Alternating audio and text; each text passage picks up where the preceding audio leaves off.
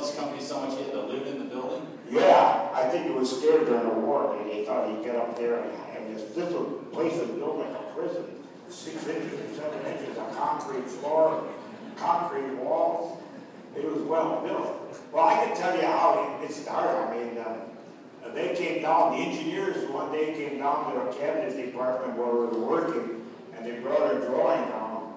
I'm not like him, I have to remember things like Ray Ellenworth. He was an engineer here that first designed these here long clocks.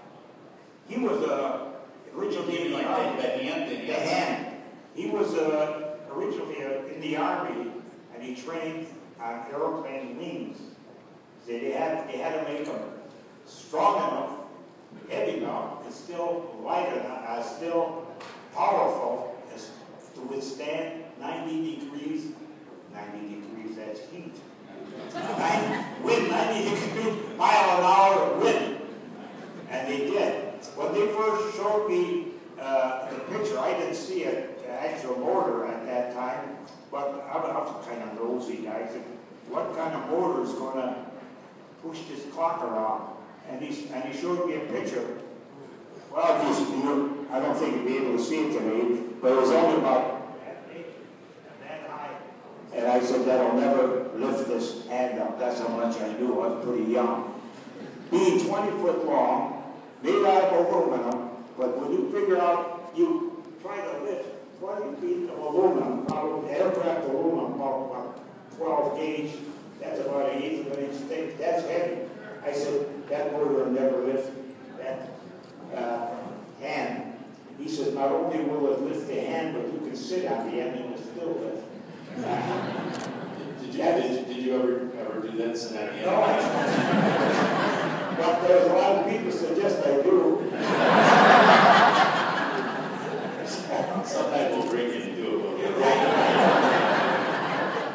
So did the guys who worked in the factory and in the shops and stuff, did they get involved in working on the clock tower or the clock? Oh yeah, there was many of the employees.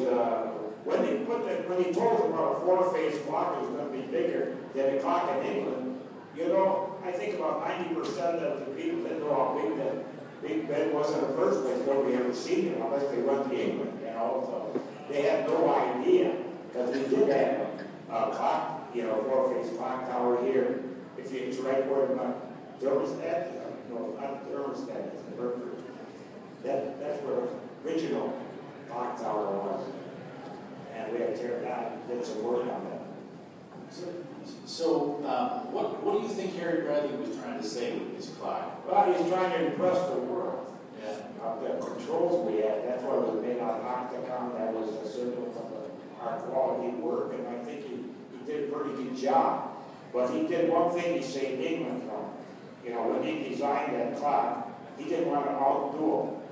So the London clock had chimes.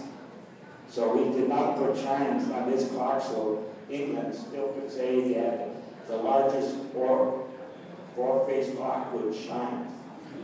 And he was hoping to sell controls. So I heard some story about how they started up the clock 50 years ago. Oh, Tell us that story. Yeah, in October, well, now you've been looking at my notes. In October, when he pushed the button, the clock actually was done 2 months prior to that. It was ready to run. And they kept that clock covered because they decided that they were going to do it on Halloween. And actually, nobody knows why he picked out Halloween. But he said, no, we'll do it. That was Al Bradley and Fred Law. Harry Bradley. So did they have a ceremony on Halloween 1962? Not really, you know. They had a push button to start them, and that push button is still there, located on the first floor of his security building. That's how he actually set that clock. But they decided to do it on Halloween, and he called it the Allen Bradley Moon.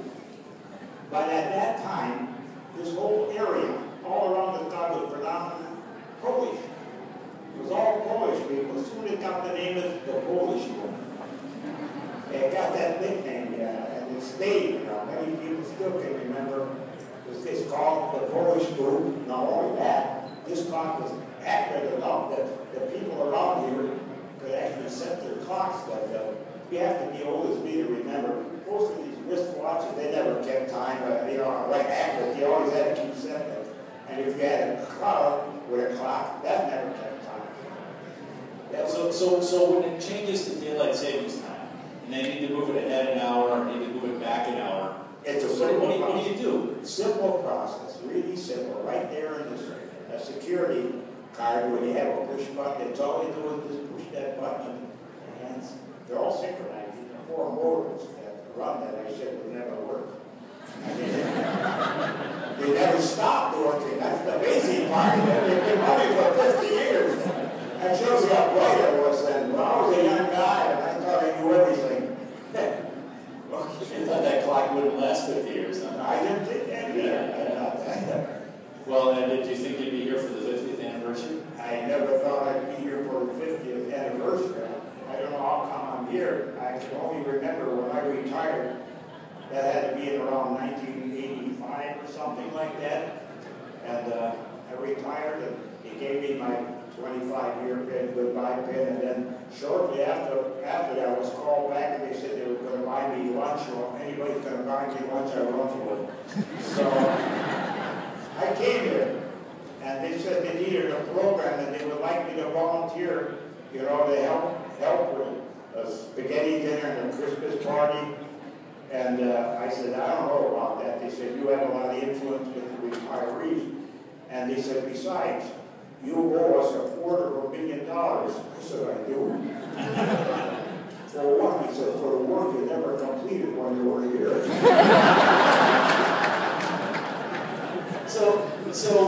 You know, you knew all the guys in the shop and you know, in the factory and stuff. Well, What kind of symbol was that for the workers? How did you feel when you drove to work and you saw that big old clock? Wow, it was nice, you know, when I grew up, I had a family and I drove through, and every time I bring my grandkids or any of my relatives, I said, see that clock? I do. I was involved in the hands, you know, as many people were involved in putting that clock together. Well, you know, they used to have this tradition in Allen Bradley of giving the service pins, and every 5 years you'd get 5 more years, and they had these little pins. And if they were still giving those out, I figured out you'd be wearing number 65 at least. Willie started here in the 40s, and he's going to be turning 88 in a month or so. So I want to thank you, Willie, for telling us your stories today, and most of all for being a part of this company. Thanks a lot.